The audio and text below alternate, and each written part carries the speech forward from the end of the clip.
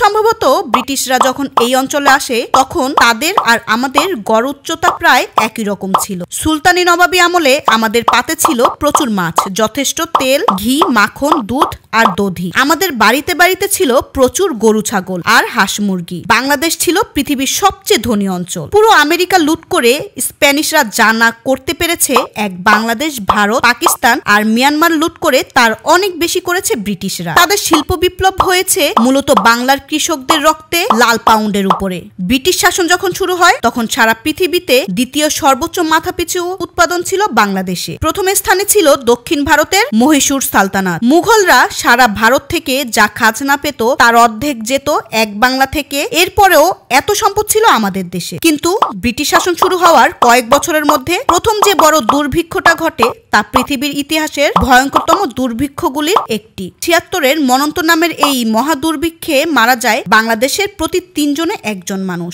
মোট মৃতের সংখ্যা ছিল প্রায় ১ কোটি। এরপর ১৮৬৬ সালের উড়িষ্যার দুর্ভিক্ষ, ১৮৯৬ থেকে ৯৮ সালে হওয়া বাংলার দুর্ভিক্ষে আবারও মারা যায় কয়েক লাখ মানুষ। দ্বিতীয় বিশ্বযুদ্ধের সময় শুরু হয় আরেক ভয়ঙ্কর দুর্ভিক্ষ। ৫০-এর মন্থন নামের এই মহা দুর্ভিক্ষে মারা যায় ১৫ লাখ থেকে ৫০ লাখ মানুষ। এই বড় বড় দুর্ভিক্ষগুলির ফাঁকে ফাঁকে ছোট ছোট আরো প্রায় ডজন খানেক দুর্ভিক্ষ হয় বাংলাদেশে। আর ব্রিটিশ ইন্ডিয়াতে হওয়া মোট দুর্ভিক্ষের সংখ্যা ৩০+। এই দুর্ভিক্ষগুলিতে বেঁচে থেকে যারা বংশ বিস্তার করতে পেরেছে আমরা তাদেরই বংশধর। ডক্টর মবিন সাইদ বলেন, স্বাভাবিকভাবেই ভয়ানক এই দুর্ভিক্ষগুলির সারভাইভারদের মধ্যে 2টা মেজর অ্যাডাপ্টেশন ঘটেছে। 1 starvation adaptation, 2 trauma adaptation. Starvation অ্যাডাপ্টেশনের ফলে শরীর খাবার পাওয়া মাত্রই আগে সেটা ফ্যাটে কনভার্ট করতে চায়। ফের যদি না খেয়ে থাকা লাগে তখন ওই ফ্যাট পুড়িয়ে শরীর যেন টিকে থাকতে পারে। আবার একই সাথে শরীর চায় যথাসম্ভব কম মাসল ধরে রাখতে, কারণ মাসল ধরে রাখা কস্টলি। মাসল ক্যালোরি পুড়িয়ে ফেলে। মাসল টিকিয়ে রাখতে বাড়তি প্রোটিন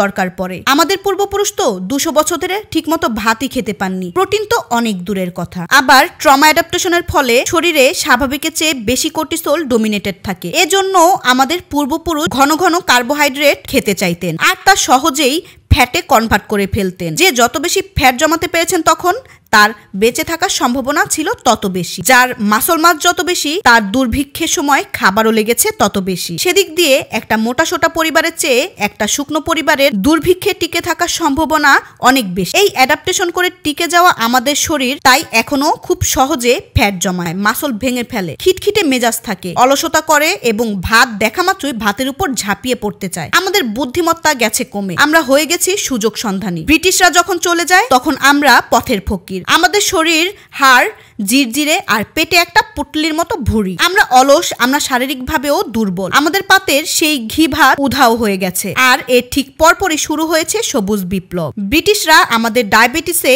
আক্রান্ত হবার রিলেটিভ রিস্ক ইউরোপিয়ানদের তুলনায় 600 গুণ বাড়িয়ে দিয়ে গেছে। হার্টের রোগে আক্রান্ত হবার সম্ভাবনা বাড়িয়েছে 250 গুণ। হ্যাঁ, আমরা টেকনোলজিক্যাল প্রোগ্রেস আর ইংরেজি ভাষা পেয়েছি, কিন্তু বিনিময়ে হারিয়েছি আমাদের স্বাস্থ্য। আমাদের ডায়াবেটিস, হার্ট ডিজিজের এই মহামারীর অনেকটাই ব্রিটিশদের শোষণের ফল। আমরা দক্ষিণ এশিয়ানরা খুব সহজেই শরীরে চর্বি জমিয়ে ফেলি এবং খুব অল্প মাসল ধরে রাখি। এটাও ব্রিটিশ শাসনের ফল। এর জন্য আমাদের রক্ত জন্মকে দোষ দিয়ে লাভ নেই।